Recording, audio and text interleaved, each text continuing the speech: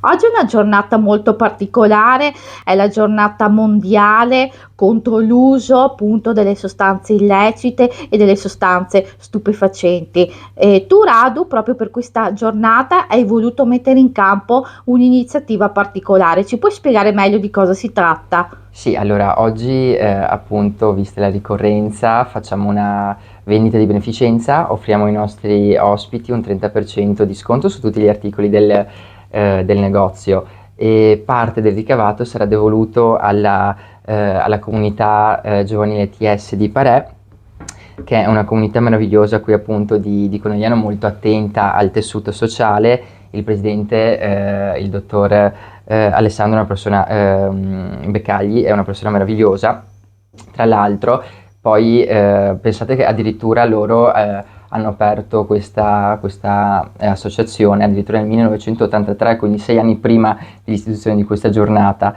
E io sono sempre stato attento comunque al tessuto sociale, insomma, a queste situazioni, e mi è capitato anche un paio di volte nella mia vita di avere a che fare con ragazzi con problemi di tossicodipendenza, eh, un- diverse storie, alcune con un epilogo un po' più triste, altre invece che sono finite meglio. Ad esempio un paio di anni fa mi ricordo, ho aiutato questo ragazzo di Conegliano che viveva per strada, l'ho vestito, gli ho dato da mangiare, e ho cercato di fare un lavoro con lui nel piccolo, aiutandolo poi a trovare un lavoro, e allora ho pensato, per questa giornata, ho pensato che si poteva fare qualcosa più in grande. Ho pensato che si poteva fare qualcosa più in grande. Conoscevo già la comunità giovanile che fa un lavoro meraviglioso appunto con i minori, con questo tipo di problemi, e allora ho detto organizziamo questa giornata.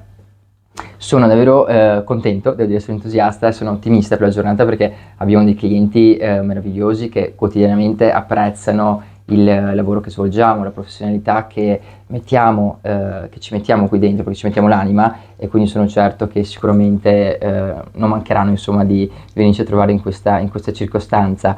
Quindi li ringrazio anticipatamente tutti e ringrazio voi della redazione di QDP News anche per questo piccolo spazio, insomma, che spero ci aiuti a lavorare meglio in questo senso, per fare qualcosa per questi ragazzi. E poi sicuramente ringrazio anche il comandante della polizia locale, il dottor Claudio Malamace, che ha voluto salutarci questa mattina inviandoci il loro reparto antidroga con il cane Ray meraviglioso, che ogni giorno, insomma, si prendono cura della nostra bella città.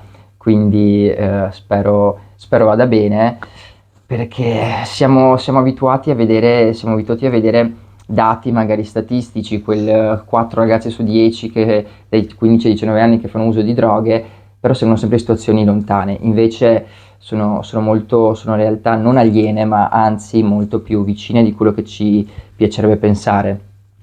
Per questo davvero ringrazio tutti quelli che oggi verranno a trovarci. Grazie.